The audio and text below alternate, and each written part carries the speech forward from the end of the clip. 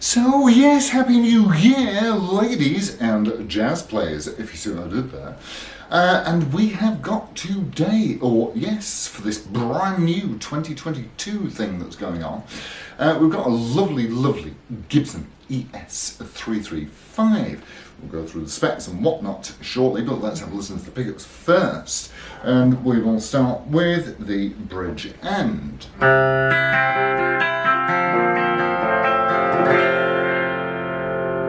That is just chimey, like a Gibson should be. Into the centre.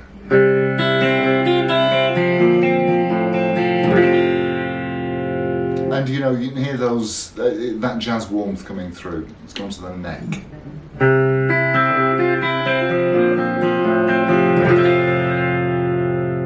And back into the centre.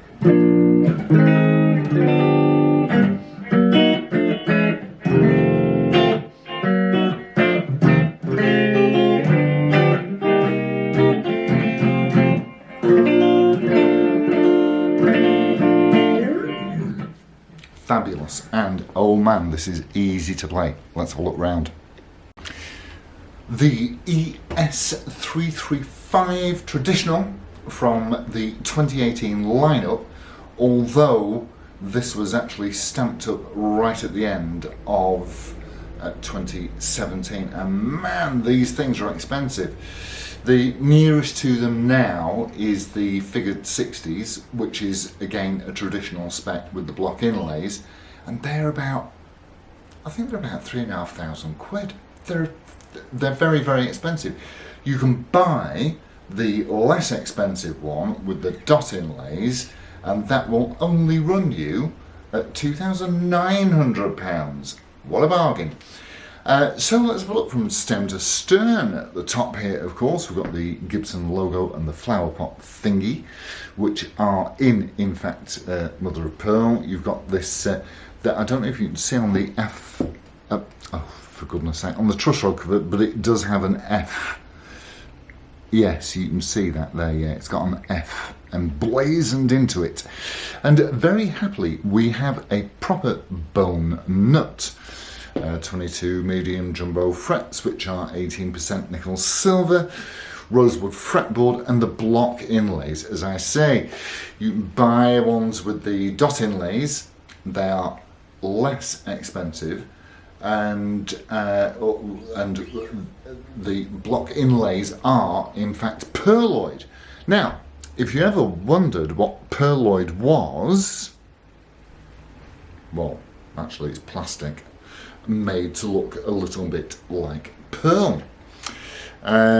We have got a neck binding, of course, and we've got, look at that, look at the action, look at the action, it's fabulous, really, truly fabulous. So it is, of course, double cut, because these wings, as I might call them, are kind of tacked on. You've got a centre maple block running through the body. We have got, look at this, how new is this? It's still got the plastic on the scratch plate, and there's almost nothing on that. I've found one mark on this guitar, which I assume has come from the factory because it's painted over, and it's, or it looks like it to me anyway, and it's just there underneath the stop tail. And we do have a proper ABR1 bridge. Now, for a traditional, what did amuse me was that the bridge saddles are made from titanium. I don't think they were doing those in 1958. I'm not 100% sure, they might have been, but not quite as far as I'm aware. Anyway, we have binding all over the body, and the body is a kind of sandwich layer. It's maple, poplar, maple. So you've got a poplar sandwich with maple bread, I suppose, if you like. The pickups are MHS, Memphis Historic Spec, and they're both stamped up with patents applied for, so that, you know, like PAF, obviously. And it's a beautiful guitar, and it weighs in at 4 kilograms, and yet strangely it doesn't feel cumbersome, even though it is a bit of a bus, so probably not the kind of thing that I would use every day. What else can we tell you? What have we got on the back here? Is it Mini Grovers? Nice kidney bean Grovers there. Oh, here you go. You can have a look at that serial number. So yeah, the Guitar Data Project, for some reason, doesn't recognise Memphis numbers, and this it comes with all the books and all the whatnot that comes with it, which I will show you in a few moments.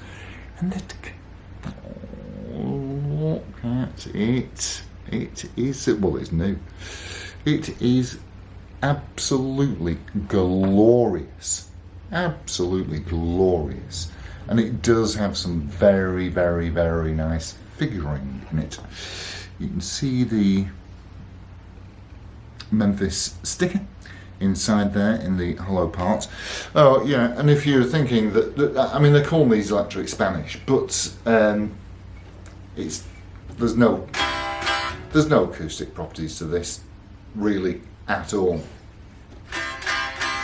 Not like that Gretsch that we had, that Brian Setzer Gretsch. That was properly acoustic. That was a nice, jolly nice guitar, but again, very, very expensive. So we've got a rosewood fretboard. I might have said that already, and of course we've got these block inlays, which you will pay for. Two PF humbuckers as stated, and binding all the way around the body. And I'll tell you something else that I do like as well with these. I like the thumb bleeders. You know, these little pointers here on the pots.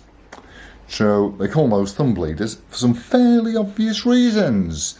You try and crank that up and you're either remiss or clumsy, then it won't dig. Well, I don't think it'll dig into your thumb. Probably the old ones did, I suppose. That's why they call them thumb bleeders.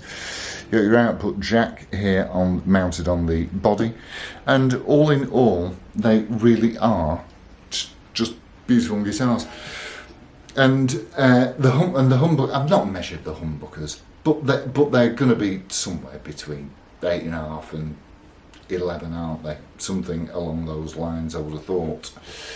And yeah, it's just really, really, really. But I mean, you know, look at this industrial pickguard holder thing here. That's a winner, isn't it, eh? Look at that, I love stuff like that. And yeah, just really solid, just an absolutely brilliant sound. But I do want to show you the case and the bits and bobs that you get with it, because I quite like it. It's got a TKO case. Let's have a look at that. So there we have it. There we have it, aren't they? Do you know, they are really, really wonderful things, these. It's the correct made in Canada. Made in Canada case there, and we have got the pack list from, as we can clearly see, from Gibson Memphis, and it comes with that custom shop style book, you know, the little leather thing. Mind you, at the blinking price they're charging for them, it should do as well. Hey, I'll tell you what they do give you that I really rather like. Is that the right way up? a Gibson branded keyring that's a pick holder. That's cool. You also get the tool with it and a bag of weed. I'm not sure. Anyway, something in there. And it's got the obviously Gibson leather tag, and I don't know if you can see there, but it does say here, it does say made in Canada. So that's all rather lovely. Yes, you get that Swiss Army type tool as well with it, which is all rather jolly. So, and I mean, I know personally the gentleman who bought this from Brand Fire New, and I can tell you, it has since April 2018, it has sat in its case, and as far as I'm aware, the only person who's played it is me. It did come in for a restring and a bit of a whistle up, and so we did that, but that was quite a while ago, and now it has come into my possession for a short time until it becomes repatriated with somebody else. And that is it from me and the Gibson. So happy 2022, everybody. Let's have a good one this year. Let's hope this damn thing goes away and we can all start going out partying again. Have a lovely rest of the year. I will see you on Wednesday.